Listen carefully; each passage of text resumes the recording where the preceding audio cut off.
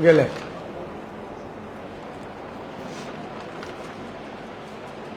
ശ്രീ ഗണേഷ് കുമാറിനെ മന്ത്രിസഭയിൽ എടുക്കാനുള്ള തീരുമാനം ഇടതുമുന്നണി എടുത്തിരിക്കുക.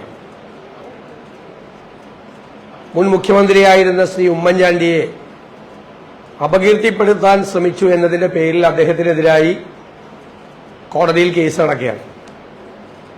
മാത്രമല്ല, ആ വിഷയം അന്വേഷിച്ച CBI റിപ്പോർട്ടിൽ വലിയ ഗൂഢാലോചന ഉമ്മൻചാണ്ടിയെ അപകീർത്തിപ്പെടുത്തുന്നതിന് വേണ്ടി നടന്നു എന്ന് പറഞ്ഞു. ആ ഗൂഢാലോചനയിലെ ഏറ്റവും പ്രധാന പങ്കാളിയാണ് ശ്രീ ഗണേഷ് കുമാർ. അതുകൊണ്ട് അദ്ദേഹത്തെ മന്ത്രിയാക്കാനുള്ള തീരുമാനത്തിൽ നിന്നും ഇടതുമുന്നണിയും മുഖ്യമന്ത്രിയും പിന്മാറണം എന്ന് ഞങ്ങൾ ആവശ്യപ്പെടുകയാണ്. ഈ ഒരു പശ്ചാത്തലത്തിലും കേരളത്തിൽ നൂറുകണക്കിന് കോൺഗ്രസ് പ്രവർത്തകരെ ജയിലിൽ കിടക്കുകയും മർദ്ദനമേറ്റ് ആശുപത്രിയിൽ കിടക്കുകയും ഒക്കെ ചെയ്യുന്ന സാഹചര്യത്തിൽ ഈ മന്ത്രിസഭാ സത്യപ്രതിജ്ഞ, മന്ത്രിമാരുടെ സത്യപ്രതിജ്ഞ UDF ബഹിഷ്കരിക്കും എന്ന കാര്യം കൂടി ഞാൻ അറിയിക്കുകയാണ്. ഞങ്ങൾക്ക് ഇതുമായിട്ട് യോജിച്ചു പോകാൻ പറ്റില്ല. മാത്രമല്ല, കേരളത്തിലെ ജനങ്ങൾ അവരുടെ ഹൃദയത്തിലുള്ള ആളാണ് ശ്രീ ഉമ്മൻചാണ്ടി. അദ്ദേഹത്തിന്റെ ഏറ്റവും പ്രായം ചെന്ന സമയത്താണ് ഒരില്ലാത്ത കേസിൽ കുടുക്കി അദ്ദേഹത്തെ അപമാനിക്കാൻ വേണ്ടിയിട്ടുള്ള ശ്രമം നടത്തിയത്. ആ ശ്രമത്തിന്റെ പുറകിലുള്ള ഗൂഢാലോചനയിലെ പ്രധാന പങ്കാളിയെ മന്ത്രിയാക്കിക്കൊണ്ട് അധികാരത്തിൽ വരാൻ കഴിഞ്ഞതിന് ശ്രീ പിണറായി വിജയൻ നന്ദി പ്രകടിപ്പിക്കുകയാണ് ഇപ്പോൾ ചെയ്യുന്നത്. അതൊരു കാരണവശാലും വെച്ചുപൊറിപ്പിക്കാൻ കഴിയില്ല. രണ്ടാമത്തത്, നവകേരള സദസ്സ് തിരുവനന്തപുരത്ത് എത്തിയപ്പോഴേക്കും കേരളത്തിലെ മുഖ്യമന്ത്രി പരിഹാസ്യനായി നിൽക്കുകയാണ്. ഈ നവകേരള സദസ്സ് യാതൊരുവിധ റിസൾട്ടും വരാത്ത ഒന്നായി മാറി. എനിക്ക് മുഖ്യമന്ത്രിയോട് ചോദിക്കാനുള്ളത്, എന്ത് പ്രയോജനമാണ് ഈ നവകേരള സദസ്സ് കൊണ്ട് കേരളത്തിലെ ജനങ്ങൾക്കുണ്ടായത്? ഏതെങ്കിലും ഒരു പാവപ്പെട്ടവന്റെ, ഏതെങ്കിലും ഒരു സാധാരണക്കാരന്റെ സങ്കടം മാറ്റാൻ, ദുരിതം മാറ്റാൻ നിങ്ങളുടെ നവകേരള സദസ്സ് കൊണ്ട് കഴിഞ്ഞു? നിങ്ങൾ ഉദ്യോഗസ്ഥന്മാരെ വെച്ചുകൊണ്ട് നടത്തിയ കള്ളപ്പിരിവും നാട്ടുകാരുടെ പണവും ലോക്കൽ ബോഡിയുടെ പണവും സഹകരണ ബാങ്കുകളിലെ പണവും ഉപയോഗിച്ചുകൊണ്ട് നിങ്ങൾ നടത്തിയത് തെരഞ്ഞെടുപ്പ് പ്രചരണമാണ് എന്ന് കേരളത്തിലെ ജനങ്ങൾക്ക് ബോധ്യപ്പെട്ടു. നിങ്ങൾ ഈ പണം കൊണ്ട്, നാട്ടുകാരുടെ പണം കൊണ്ട് നിങ്ങൾ സ്റ്റേജ് കെട്ടിയ സ്റ്റേജിൽ നിന്ന് പ്രതിപക്ഷത്തെ വിമർശിക്കാൻ, രാഷ്ട്രീയമായി തെരഞ്ഞെടുപ്പ് കാലത്ത് രാഷ്ട്രീയ പ്രചരണം നടത്താൻ വേണ്ടിയിട്ടാണ് നിങ്ങൾ നവകേരള സദസ്സ് ഉപയോഗിച്ചത്. ഇന്നലെ മുഖ്യമന്ത്രി ആദ്യമായി ഈ നവകേരള സദസ്സ് തുടങ്ങി 44ാമത്തെ ദിവസം, അവസാനത്തെ ദിവസമാണ് സംയമനം എന്നുള്ളൊരു വാക്കുപയോഗിച്ചത്. കല്യാശ്ശേരിയിൽ ഇരുമ്പുവടി കൊണ്ടും ഹെൽമറ്റ് കൊണ്ടും അതുപോലെ ചെടിച്ചട്ടി കൊണ്ടും ഞങ്ങളുടെ പ്രവർത്തകരെ വധിക്കാൻ ശ്രമിച്ചു എന്ന് പോലീസ് FIR എഴുതിയ വധശ്രമ കേസിൽ മുഖ്യമന്ത്രിയാണ് അത് ജീവൻ രക്ഷാ പ്രവർത്തനമാണ്, മാതൃകാ പ്രവർത്തനമാണ്, അതിനിയും തുടരണം എന്ന് പ്രഖ്യാപിച്ചത്. തുടക്ക ദിവസങ്ങളിലാണ് ആ മുഖ്യമന്ത്രിയാണ് ഇന്ന് സംയമനത്തെക്കുറിച്ച് പറയുന്നത്. കോഴിക്കോട് ഞങ്ങളുടെ പ്രവർത്തകനെ അവിടുത്തെ ഡെപ്യൂട്ടി പോലീസ് കമ്മീഷണർ കഴുത്ത് ഞെരിച്ച് കൊല്ലാൻ ശ്രമിച്ചപ്പോൾ അതിനെ ന്യായീകരിച്ച മുഖ്യമന്ത്രി, വിവിധ ജില്ലകളിൽ ഞങ്ങളുടെ പ്രവർത്തകരെ നിയമവിരുദ്ധമായി കരുതൽ തടങ്കലിലടക്കുകയും പോലീസിലെ ക്രിമിനലുകൾ, മുഖ്യമന്ത്രിയുടെ ഗൺമാന്മാരായ ക്രിമിനലുകൾ, DYFI ക്രിമിനലുകൾ, അതുപോലെ കാപ്പ ചുമത്താൻ വേണ്ടി ജില്ലാ പോലീസ് സൂപ്രണ്ടുമാർ ശുപാർശ ചെയ്ത വലിയ ഗുണ്ടകൾ, അവരുടെ നേതൃത്വത്തിൽ വ്യാപകമായി കേരളത്തിൽ അക്രമം നടന്നപ്പോൾ ആ അക്രമത്തിനെ മുഴുവൻ ന്യായീകരിച്ച ആളാണ് കേരളത്തിലെ മുഖ്യമന്ത്രി. ഇപ്പോഴാണ് സംയമനത്തെക്കുറിച്ച് സംസാരിക്കുന്നത്.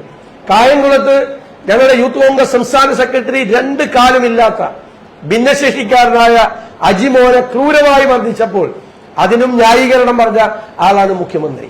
ഈ നവകേരള സദസ്സിലൂടെ കേരളത്തെ കലാപഭൂമിയാക്കി മാറ്റിയ ആളാണ് മുഖ്യമന്ത്രി. കേരളത്തിന്റെ ചരിത്രത്തിൽ ഇതുവരെ ഇല്ലാത്ത തരത്തിൽ KPCC പ്രസിഡന്റും പ്രതിപക്ഷ നേതാവും മുൻ ആഭ്യന്തരമന്ത്രിയും നിരവധി MPമാരും എല്ലാം പങ്കെടുത്ത, MLAമാരും പങ്കെടുത്ത സ്റ്റേജിലേക്ക് ജലപീരങ്കി പ്രയോഗം നടത്തുകയും ഗ്രാനേഡ്, ഏറ്റവും ശക്തിയുള്ള ഗ്രാനേഡ് വലിച്ചെറിഞ്ഞ് അവരെ അപായപ്പെടുത്താൻ ശ്രമിക്കുകയും ചെയ്ത മുഖ്യമന്ത്രിയാണ് ഇപ്പോൾ സംയമനത്തെക്കുറിച്ച് സംസാരിക്കുന്നത്. മുഖ്യമന്ത്രി കേരളത്തിലെ ജനങ്ങളുടെ യുക്തിബോധത്തെയാണ് ചോദ്യം ചെയ്യുന്നത്. യുക്തിബോധത്തെ ചോദ്യം ചെയ്യാണ്. മുഖ്യമന്ത്രിയുടെ ആഹ്വാനപ്രകാരമാണിപ്പോൾ ഡിവൈഎഫ്ഐക്കാർ കേരളത്തിൽ എന്താണ് ചെയ്യുന്നത്? ചാലക്കുടിയിൽ ഒരു ഡിവൈഎഫ്ഐ നേതാവ് പോലീസ് ജീപ്പിൽ ചാടിക്കയറി SI ഇരിക്കുന്ന ജീപ്പ് തല്ലി തകർത്തു. എന്നിട്ട് അയാളെ അറസ്റ്റ് ചെയ്ത പോലീസുകാരിൽ നിന്നും ഏരിയ സെക്രട്ടറി അടക്കമുള്ള ആളുകൾ വന്ന് പോലീസ് നോക്കി നിൽക്കെ ഈ പ്രതിയെ മോചിപ്പിച്ചു കൊണ്ടുപോയി. ചാലക്കുടി SIയെ റോട്ടിലിട്ട് പട്ടിയെ പോലെ തല്ലിച്ചതയ്ക്കും എന്ന് SFI നേതാവ് പ്രസംഗിച്ചിട്ട് അവരെതിരായി നടപടിയെടുത്തില്ല. കാലിക്കറ്റ് യൂണിവേഴ്സിറ്റി ക്യാമ്പസിൽ ബാരിക്കേഡിൽ കയറി പോലീസുകാരനെ അസഭ്യവർഷം നടത്തിയപ്പോൾ, പോലീസ് ഉദ്യോഗസ്ഥന്മാരെ അസഭ്യവർഷം SFI സംസ്ഥാന സെക്രട്ടറി നടത്തിയപ്പോൾ അത് നോക്കി നിന്ന് അവനെ ചേർത്ത് പിടിച്ച് ലാളിച്ച് കൊണ്ടുപോയത് നമ്മൾ കണ്ടു. കരയില്ലേ മോളെ, കരയില്ലേ മോളെ എന്ന് പറഞ്ഞുകൊണ്ടാണ് SFI നേതാക്കളെ പോലീസ് കൊണ്ടുപോയത്. ആ അവസരത്തിൽ കേരളത്തിലെ കോൺഗ്രസ് നേതാക്കന്മാരെ അപായപ്പെടുത്താൻ വേണ്ടി ഗ്രാനേഡ് പൊട്ടിക്കുകയും ജലപീരങ്കി അടിക്കുകയും ചെയ്ത് കേരളത്തിന്റെ ചരിത്രത്തിൽ ഇന്നുവരെ ഇല്ലാത്ത രീതിയിൽ നേതാക്കളെ അപായപ്പെടുത്താൻ ശ്രമിച്ചു. ഇതിന്റെ എല്ലാം പുറകിൽ മുഖ്യമന്ത്രി നവകേരള സദസ്സിന്റെ ദയനീയമായ പരാജയമാണ് മുഖ്യമന്ത്രി ഇത് ചെയ്യുന്നത്. എന്നാൽ അദ്ദേഹം പറഞ്ഞു, അവസാനത്തെ ദിവസം 44ാമത്തെ ദിവസം ഹർത്താൽ നടത്താൻ ഞങ്ങൾക്ക് UDF-ന് പദ്ധതി ഉണ്ടായിരുന്നു. അദ്ദേഹം അറിഞ്ഞാണെന്ന് പറഞ്ഞു. എവിടെ നിന്നാണെന്ന് അറിഞ്ഞാണെന്ന് ഞങ്ങൾക്കറിയില്ല. ഞങ്ങൾ അതിൽ ആലോചിച്ചിട്ടേ ഇല്ല ഇന്നലെ ഹർത്താൽ നടത്താൻ. ഇന്നലെ ഞങ്ങൾ DGP ഓഫീസ് മാർച്ച് എത്രയോ ദിവസം മുമ്പ് ഞങ്ങൾ പ്ലാൻ ചെയ്തത്. ഇദ്ദേഹത്തിന് ഭയമാണ്, ഭീരുവാണ്. രാത്രി കിടക്കുമ്പോൾ സ്വപ്നം കണ്ടതാണ് അവസാനത്തെ ദിവസം ഞങ്ങൾ ഹർത്താൽ നടത്താൻ തീരുമാനിച്ചുവെന്ന്. ഞങ്ങൾ തീരുമാനിക്കാത്ത കാര്യം മുഖ്യമന്ത്രി എങ്ങനെയാണ് അറിയുന്നത്? ഇതാണ് മുഖ്യമന്ത്രിക്ക് ആഭ്യന്തര വകുപ്പ് മന്ത്രി എന്നുള്ള നിലയിൽ കൂടി കിട്ടുന്ന ഇന്റലിജൻസ് വിവരങ്ങളെങ്കിൽ മുഖ്യമന്ത്രി എത്രമാത്രം തെറ്റിദ്ധരിക്കപ്പെടുന്ന തെറ്റിദ്ധരിപ്പിക്കപ്പെടുന്ന വ്യക്തിയാണ് എന്നുകൂടി നമുക്ക് മനസ്സിലാവും.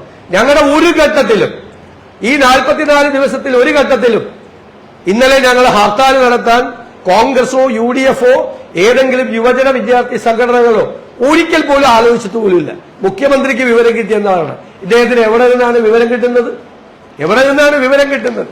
കേരളത്തിലെ ഖജനാവ് മുഴുവൻ താഴിട്ട് പൂട്ടിയിട്ടാണ് ഇവര് 44 ദിവസം ഈ പരിപാടി മുഴുവൻ നടത്തിയത്.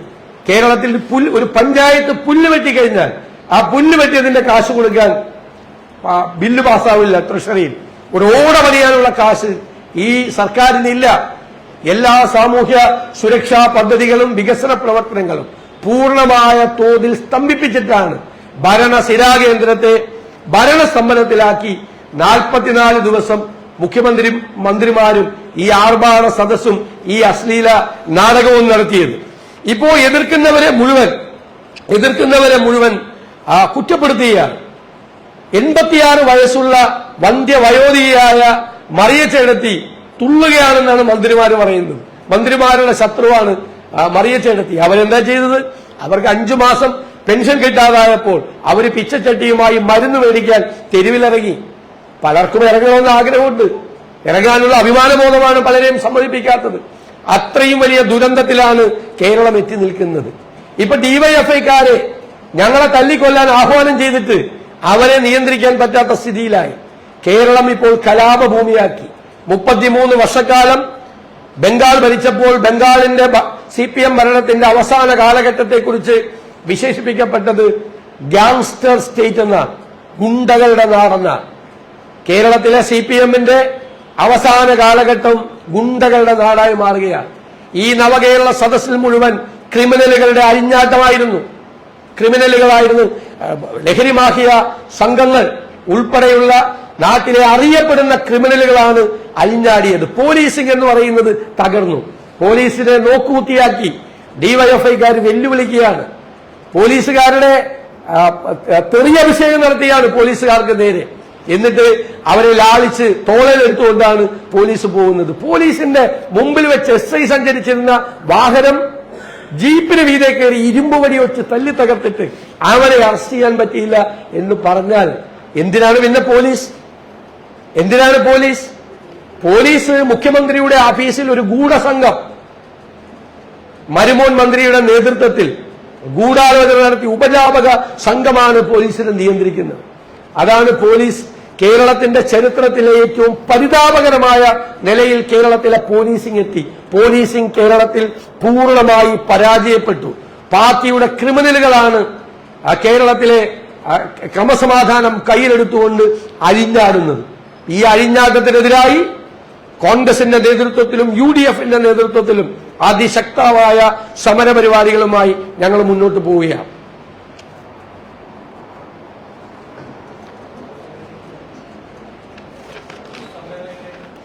പുതിയ സമരങ്ങൾ അത് KPCC തീരുമാനിച്ചിട്ടുള്ള സമരപരിപാടികൾ KPCC പ്രസിഡന്റ് എന്ന് പ്രഖ്യാപിക്കും.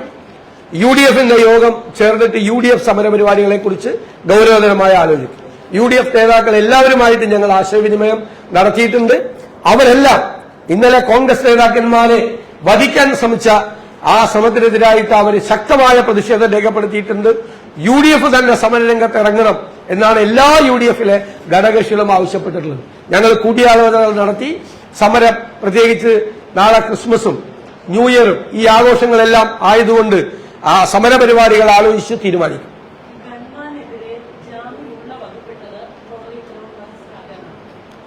അല്ലെ, കോടതി ഉത്തരവ് അനുസരിച്ചിട്ട് ജാമ്യമില്ലാത്ത കേസ് തന്നെയാണ് എടുക്കേണ്ടത്. ജാമ്യമില്ലാത്ത കേസ് തന്നെയാണ് എടുക്കേണ്ടത്, സഹായിക്കാൻ വേണ്ടിയിട്ടാണ്. അപ്പൊ ഞങ്ങൾ നിയമപരമായി, ഞാൻ പറഞ്ഞല്ലോ, ഞങ്ങൾ രാഷ്ട്രീയമായും നിയമപരമായും ഇതിനെല്ലാത്തിനെയും നേരിടും. ഞങ്ങളുടെ കുട്ടികളെ ആക്രമിച്ചതിന് എതിരായി എല്ലാ സ്ഥലത്തും ഞങ്ങൾ മനുഷ്യാവകാശ കമ്മീഷനിൽ, പോലീസ് കംപ്ലയിന്റ് അതോറിറ്റിയിൽ, അതുപോലെ സ്വകാര്യ അന്യായങ്ങൾ കൊടുക്കും. അതിനുവേണ്ടിയിട്ടുള്ള നടപടികൾ മുഴുവൻ ഞങ്ങൾ സ്വീകരിച്ചിട്ടുണ്ട്.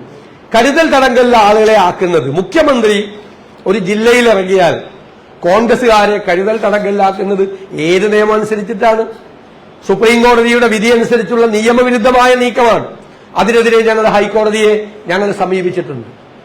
ഇപ്പോ ഹൈക്കോടതി വിധിയെ പോലും മുഖ്യമന്ത്രി പരിഹസിക്കുക. കേരളത്തിലെ ഏറ്റവും പ്രധാനപ്പെട്ട നീതിന്യായ പീഠത്തിന്റെ കണ്ടെത്തലുകളെ, അവരുടെ ഈ വിഷയങ്ങളിലൂടെ ഇടപെടലുകളെ മുഖ്യമന്ത്രി പരിഹസിക്കുക. അവർ തോന്നുന്നത് പറയും, ഞങ്ങൾക്ക് ഇഷ്ടമുള്ളത് ചെയ്യുമെന്നാണ്. അത്ര അഹങ്കാരത്തിലേക്കും ധാർഷ്ട്യത്തിലേക്കുമാണ് കേരളത്തിലെ മുഖ്യമന്ത്രി പോകുന്നത്. അങ്ങനെ തെരഞ്ഞെടുക്കപ്പെട്ട മുഖ്യമന്ത്രിക്ക് തോന്നിയതുപോലെ ചെയ്യാനുള്ള സംസ്ഥാനമല്ല കേരളം. ഇദ്ദേഹം സ്റ്റാലിനാണെന്നാണ് ധാരണ. അങ്ങനെ കോടതിയെയും നീതിന്യായ സംവിധാനങ്ങളെയും അവരുടെ തീരുമാനങ്ങളെയും കാറ്റിൽ പറത്തി തോന്നുന്നത് പോലെ ചെയ്യാൻ, ഞാൻ ആവർത്തിക്കുന്നു, ഇത് സ്റ്റാലിന്റെ റഷ്യയല്ല, ഇത് ജനാധിപത്യ കേരളമാണ്. ജനാധിപത്യ രീതിയിൽ കാര്യങ്ങൾ ചെയ്തില്ലെങ്കിൽ നിയമപരമായും രാഷ്ട്രീയമായും ഞങ്ങൾ അതിനെ ശക്തിയായി നേരിടും. ഒരു വിട്ടുവീഴ്ചയും ഇല്ലാത്ത രീതിയിലാണ് ഇനി ഈ സർക്കാരുമായി ഉള്ള സമരപരിപാടി, സർക്കാരിനെതിരായിട്ടുള്ള സമരപരിപാടികളുമായി ഞങ്ങൾ പോകുന്നത്. ഞങ്ങളുടെ നേതാക്കന്മാരെ വരെ കൊല്ലാൻ നോക്കിയ സർക്കാരാണ്. ഒരു വിട്ടുവീഴ്ചയും അവരുമായിട്ടുണ്ടാവില്ല.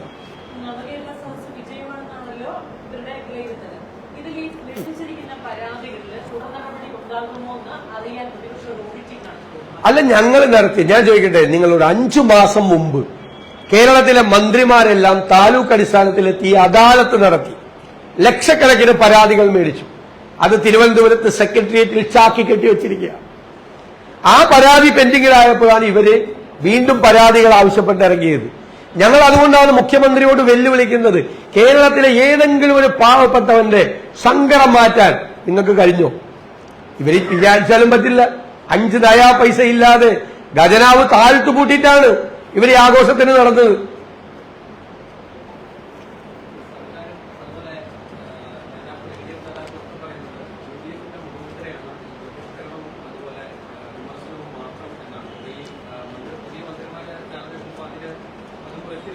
അല്ല, ഞങ്ങൾ എങ്ങനെയാണ് ചെയ്യുന്നത്? നിങ്ങൾ ചോദിക്കുക.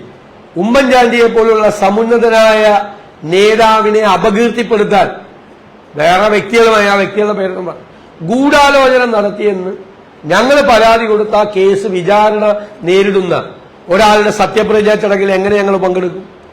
ഈ കേസ് അന്വേഷിച്ച CBIയുടെ റിപ്പോർട്ടിൽ ഈ ഗൂഢാലോചന, ഉമ്മൻചാണ്ടിയെ അപകീർത്തിപ്പെടുത്താൻ ഗൂഢാലോചന നടന്നു എന്ന് കൃത്യമായി പറയുന്നുണ്ട്. എവിടെ നിന്നാണ് ഇത് ഒറിജിനേറ്റ് ചെയ്തത് എന്ന് കൃത്യമായി പറയുന്നുണ്ട്. ഉമ്മൻചാണ്ടിയെ അപകീർത്തിപ്പെടുത്താൻ ഗൂഢാലോചന നടത്തിയ ആളുടെ സത്യപ്രതിജ്ഞയ്ക്ക് ഞങ്ങൾ പോയിരുന്നാൽ ഇതായിരിക്കും സംഭവിക്കുന്നത്. പിന്നെ ഈ നവകേരള സദസ്സെന്നുള്ള ഈ ആർഭാട സദസ്സിൽ പോയ CPM നേതാക്കന്മാർക്ക് കിട്ടിയല്ലോ. ശ്രീമതി ടീച്ചർ അല്ല ശൈലജ ടീച്ചർക്ക് കിട്ടി, തോമസ് ചാഴികാടന് വേണ്ട പോലെ കിട്ടി. ഏതെങ്കിലും ഒരു LDF MLA അവിടെ പോയി അവരുടെ നിയോജകമണ്ഡലത്തിലെ കാര്യമോ പൊതുകാര്യമോ പറയാനുള്ള ഒരു അവസരം കിട്ടിയോ? KM മാണിയുടെ നാട്ടിൽ, റബ്ബറിന്റെ നാട്ടിൽ, പാലായെ കൂടി പ്രതിനിധാനം ചെയ്യുന്ന കോട്ടയം MPക്ക് റബ്ബർ എന്ന് പറയാൻ സമ്മതിച്ചില്ല, റബ്ബർ എന്ന് വാ തുറക്കാൻ സമ്മതിച്ചില്ല. പിന്നെ ഞങ്ങൾ കൂടി പോയിരുന്നൊക്കെ എന്തായിരുന്നു സ്ഥിതി? LDFന്റെ MPക്കും MLAക്കും സീനിയർ നേതാവിനും കേന്ദ്ര കമ്മിറ്റി അംഗത്തെയും മുഖ്യമന്ത്രി അപമാനിച്ചു. അപ്പൊ ഞങ്ങൾ പോയി അപമാനിതരാകണമായിരുന്നു. മാത്രമല്ല ഇവർ നടത്തിയ ഈ രാഷ്ട്രീയ പ്രചരണത്തിന്റെ ഭാഗമാകണമായിരുന്നു. ഞങ്ങൾ പറഞ്ഞത് അടിവരയിട്ട് ശരിവച്ചില്ലേ, ഇത് രാഷ്ട്രീയ പ്രചരണമായിരുന്നു.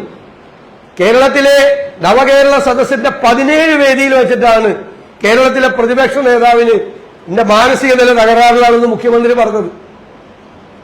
പ്രതിപക്ഷ നേതാവിന്റെ മാനസിക നില അതാ മുഖ്യമന്ത്രി പറയുന്നത്. നാട്ടുകാരുടെ ചെലവിൽ പരിപാടി നടത്തി സ്റ്റേജ് ഇട്ടിട്ട് കേരളത്തിലെ പ്രതിപക്ഷ നേതാവിന്റെ മാനസിക നില പരിശോധിക്കാനാണ് പോയത്.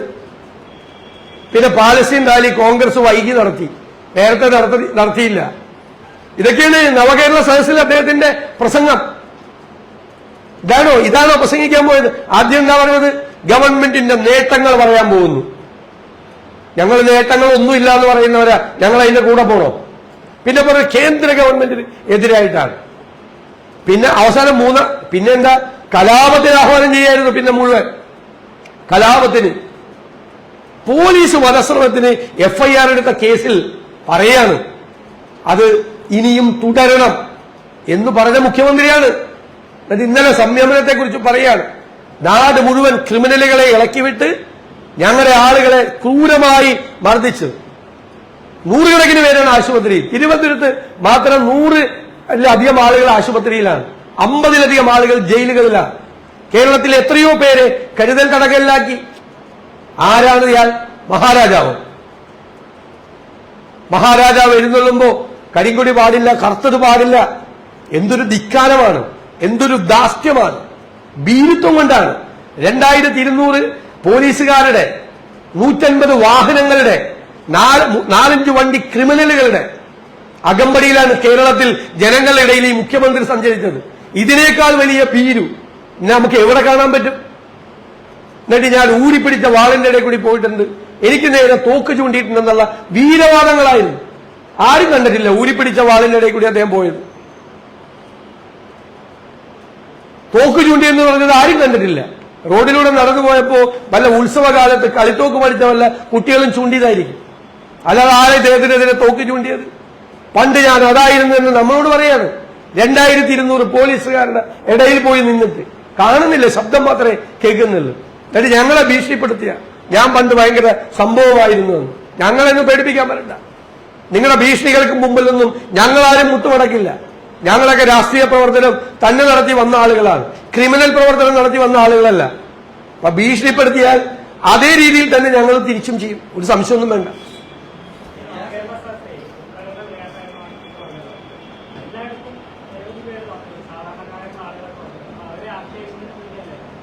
ഇത് അവരെ അല്ലല്ലോ ആക്ഷേപിച്ചത്, അവരെ പേടിപ്പിച്ചു വരുത്തിയതല്ലേ.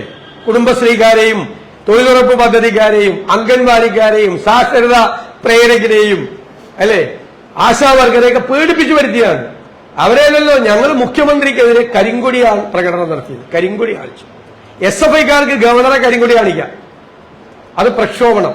ഞങ്ങൾ മുഖ്യമന്ത്രിക്കെതിരെ കരിങ്കൊടി കാണിച്ചാൽ അത് ആത്മഹത്യാ സ്ക്വാഡ്, ഭീകരപ്രവർത്തനം. എന്തൊരു ഇരട്ടത്താപ്പാണ്. അതാണ് ഞാൻ പറഞ്ഞത്. ഇത് രണ്ടും അവിടെ SFIക്കാരെ പറഞ്ഞു വിടുന്ന ആൾ, ഇവിടെ യൂത്ത് കോൺഗ്രസുകാർ കരിങ്കൊടി കാണിച്ച ഭീകരപ്രവർത്തനം. അതാണ് കേരളത്തിലെ ജനങ്ങളുടെ യുക്തിബോധത്തെയാണ് ഈ മുഖ്യമന്ത്രി ചോദ്യം ചെയ്യുന്നത്. ഇവരെല്ലാം ബുദ്ധിയില്ലാത്തവരാണ് ഇദ്ദേഹം കരുതിയോ? ഇത് കാണുമല്ലേ കേരളത്തിലെ ജനങ്ങൾ? എവിടെ എപ്പോഴാണ്? ഞങ്ങൾ സംസാരിച്ചുകൊണ്ട് ഇരിക്കുമ്പോൾ ജലപീരങ്കി അടിക്കുകയാണ്. ഏത് കാലത്താണ് ചെയ്തിരിക്കുന്നത്? ഞങ്ങളുടെ സ്റ്റേജിന്റെ മുകളിൽ വന്നാണ് ഗ്രാനേഡ് പൊട്ടുന്നത്. നിങ്ങളല്ലേ ലൈവ് എടുത്ത് കാണിച്ചത്, വിഷ്വൽ മീഡിയ. ഇത്രയും നേതാക്കൾ ഇരിക്കുന്ന സ്റ്റേജിന്റെ മീതെ എന്ത് പ്രകോപനം ഉണ്ടായിട്ടാണ്? ഏത് നിയമപരമായ നടപടിക്രമം ഉപയോഗിച്ചില്ല? DGP പറഞ്ഞ DGPക്ക് അറിയില്ല. ആരാണ് ഉത്തരവ് കൊടുത്തത്? ഏത് സമയത്താണ് മുന്നറിയിപ്പില്ലാതെ ഗ്രനേഡ് പൊട്ടിക്കുന്നത്? മുന്നറിയിപ്പ് നൽകിയിട്ട് വേണം ഗ്രനേഡ് പൊട്ടിക്കാൻ. ഞാൻ പ്രസംഗിച്ച് തുടങ്ങുമ്പോഴാണ് എന്റെ നേരെ തലയ്ക്ക് മീതെ വന്ന് ഗ്രാനേഡ് പൊട്ടുന്നത്. മനഃപൂർവ്വം അപായപ്പെടുത്താൻ വേണ്ടി ചെയ്തതാണ്. കലി തീർക്കുകയാണ്. ഇത് തകർന്ന് തരിപ്പണമായതിന്റെ നവകേരള സദസ്സ് തകർന്ന് തരിപ്പണമായി. ജനങ്ങൾ പുച്ഛിച്ചു തള്ളി. യാതൊരാൾക്കും പ്രയോജനമില്ലാതെ കോടികൾ ചെലവഴിച്ച് നടത്തിയ ആർഭാടം ജനങ്ങൾ പുച്ഛിച്ചു തള്ളിയപ്പോ അതിന്റെ വിരോധം തീർക്കാൻ ഞങ്ങളെ കൊല്ലാൻ നോക്കുക. ഞങ്ങളെന്താ പേടിച്ചു പോവുക? എന്നിട്ട് പൊതുമുതൽ നശിപ്പിച്ചതിന് രണ്ടാമത്തെ കേസ് എനിക്ക് KPCC പ്രസിഡന്റിനെതിരായിട്ട് കേസ്. ഞങ്ങൾക്ക് മീതെ ഷെല്ലടിച്ച് പൊട്ടിച്ച് ജലപീരങ്കിയും അടിച്ചിട്ട് ഞങ്ങൾ പൊതുമുതൽ നശിപ്പിച്ചെന്നുള്ള കേസ്. ആദ്യത്തെ ദിവസം യൂത്ത് കോൺഗ്രസ് പരിപാടിക്ക് ഞാൻ എത്ര ബസ്സാ കത്തിച്ച്, പോലീസ് ജീപ്പ് കത്തിച്ച? നിങ്ങളെല്ലാം നിൽക്കുമ്പോഴല്ലേ ഞങ്ങൾ ആ പരിപാടി നടത്തിയത്? എനിക്കെതിരെ പൊതുമുതൽ നശിപ്പിച്ചതിന് കേസ്. ഇന്നലെ ഞാനും KPCC പ്രസിഡന്റും രമേശ് ചെന്നിത്തലയും ശശി തരൂരും അടൂർ പ്രകാശും കൊടിക്കുന്നിൽ സുരേഷും എല്ലാവരും കൂടി എത്ര വാഹനമാണ് ഇന്നലെ കത്തിച്ചത്? ഞങ്ങൾ പൊതുമുതൽ നശിപ്പിച്ചെന്ന് പറഞ്ഞ് ഞങ്ങൾക്കെതിരെ കേസെടുക്കാൻ ഇയാളാരെ ഞങ്ങളെ പേടിപ്പിക്കുകയാണ്, ഞങ്ങളെ ഭയപ്പെടുത്തുകയാണ്. കേസെടുത്ത ഞങ്ങൾ ജയിലിൽ പോവും. ഞങ്ങളുടെ കുട്ടികളെ ജയിലിൽ കൊണ്ടുപോയിടുമെങ്കിൽ അതിന്റെ കൂടെ ഞങ്ങൾ പോയി കിടക്കും. അല്ലാതെ പേടിപ്പിക്കൊന്നും വേണ്ട, ഭയപ്പെടുത്തുവാണ്. കേസെടുത്ത് പൊതുമുതൽ നശിപ്പിച്ചതിനെതിരെ കേസ് ഞങ്ങൾക്കെതിരെ. ഞങ്ങളെന്താ പണം കെട്ടിവെച്ച് ജാമ്യം തേടുമെന്ന് വിചാരിച്ചോ? നമുക്ക് കാണാം ഇനി വരാനിരിക്കുന്ന ദിവസങ്ങൾ.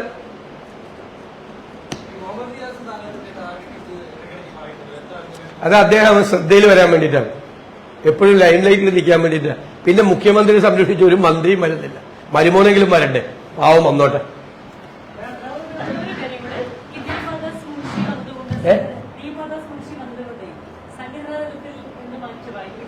അല്ല, അത് AICC ഒരു റൊട്ടീനായിട്ട് ഒരു പീരിയോഡിക്കലായിട്ട് ആ ചാർജുള്ള ആളുകളെ എല്ലാ സ്റ്റേറ്റിലും മാറ്റിക്കൊണ്ടിരിക്കും. അതുകൊണ്ടുള്ള പീരിയോഡിക്കലായിട്ടുള്ള ഒരു ചേഞ്ചാണ്. പിന്നെ ദീപാദാസ് മുൻഷി വരുന്നതിന് ഞങ്ങൾക്ക് ഭയങ്കര സന്തോഷമാണ്. കാരണം ബംഗാളിലെ രാഷ്ട്രീയ പശ്ചാത്തലം നന്നായിട്ട് അറിയാവുന്നവരാണ് അവർ. അപ്പൊ കേരളത്തിൽ ഞങ്ങൾ നടത്തുന്ന രാഷ്ട്രീയ പ്രവർത്തനത്തെ കുറെ കൂടി നന്നായി മനസ്സിലാക്കാൻ പറ്റുന്നവരാണ് അവർ. വളരെ നന്നായി തെലങ്കാനയിലെ വിജയത്തിന് വേണ്ടി നന്നായി പ്രവർത്തിച്ച ഒരാൾ കൂടിയാണ് AICC ചുമതല കൊടുത്തിട്ട്. അപ്പൊ ദീപാദാസ് മുൻഷി കേരളത്തിലേക്ക് വരുന്നത് കേരളത്തിലെ കോൺഗ്രസുകാർക്കെല്ലാം വളരെ ആഹ്ലാദകരമായ ഒന്നാണ്. ഞങ്ങൾ അവരെ സ്വാഗതം ചെയ്യുന്നു കേരളത്തിലേക്ക്.